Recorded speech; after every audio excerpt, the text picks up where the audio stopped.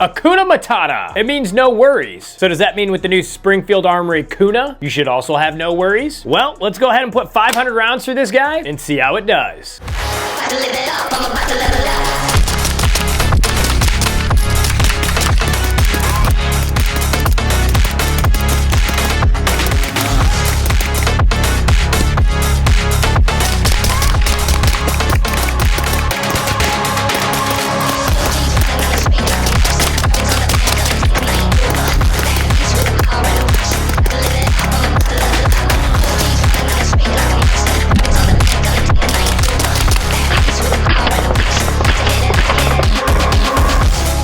Welcome back, everybody. Make sure and hit that subscribe button so you can stay tuned to other videos similar to this. First up, let's do a quick overview of the Kuna, show you what parts I added to this one here. And then after that, we'll go over the reliability and how this did at the range. Out of the box, it's gonna come with 2 magazines, and these are like translucent or kind of clear, so you can see the round indicator there. This one did come with a Strike Industries brace. So you can see right here, it is locked. But then if you want, you just gotta pull really hard and it'll flick out. On the back though, it is a 1913 pick rail. So you can swap this out for any other bracer stock that adapts to that. Built into the gun, you have some sights, and actually let's remove the EOTech real quick. You could use them in the flipped down position, and you can see it's a white U with a white dot at the front, or they give you the option to flip these up. So this one goes up and then this one goes up. And then now you have almost more like an MP5 style sight with the circles in the front and the back. So pretty cool that those come integrated in. You can flip them up or down as needed. You have your safety selector on both sides, and I did find this to be a little stiff, at least at the beginning. It did get broken in a little bit, but just note that a lot of times I would, to flick it back to safe, I'd use my finger on this side, just because again, it is a little, well, tight, but not a big issue there. For the trigger, you get a super nice flat face trigger. And actually, let's go over the trigger pull weight real quick here. We got our Wheeler trigger gauge. Let's do the first pull here. And the first pull is 5 pounds.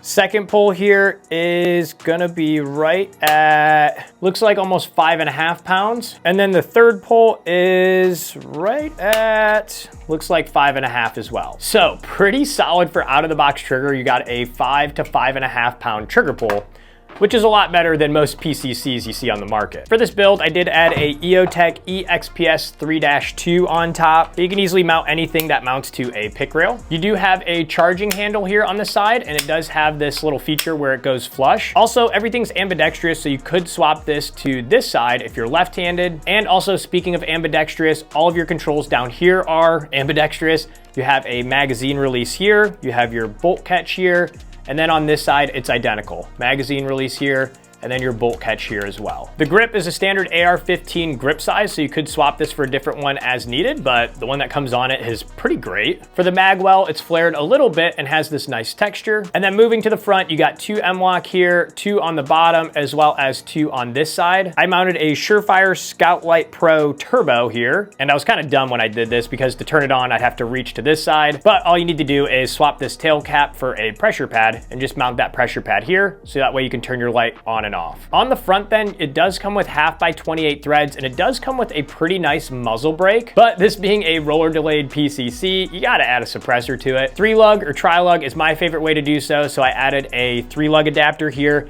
and then I'm running the Dead Air Mojave 9 on the front with a tri-lug adapter, so that way you can shoot it, well, suppressed. And then rounding things out for the grip, I have a BCM grip, which is angled here a bit, so that way you can get a nice solid grip on the front. So there you have it. There's a quick overview of the parts and what I added to it to make this a fun gun to shoot at the range. Make sure and check out the video description. I'll put a parts list to everything that I put on this Kuna here in the video, as well as I'll provide some other free spreadsheets on some AR builds that you might want to do here in 2025. So now on to the range results and reliability of the Kuna. So how many malfunctions did we have with this at the range? Well guys, I'm happy to report that this operated just as a new gun should, and we had 0 malfunctions at the range in the first 500 rounds. And when I say 0, I mean 0. The slide locked back every time on the last round. We had no failures to feed or anything. As far as the shootability of this gun, guys, this thing was super smooth. Again, because of the roller delayed, as well as when I added the suppressor on, and it was just a super pleasant gun to shoot. And also, most PCCs come with a really bad trigger trigger in them. Like the MP5 is like a 10-pound trigger, and a TP9 I think has like a 20-pound trigger. All right, maybe not that high, but normally again, they're pretty bad. And also the ammo I was using 124 grain Federal, 150 grain Syntac, as well as 150 grain Stellar and Bellet subsonic ammo, which that stuff was the most fun to shoot in this. And you could easily run it without hearing protection and you're totally fine. Seriously, it was so much fun. And to show you here, I did a sound comparison. So here's the results and what that sounds like. First 5 supersonic 124 grain Federal.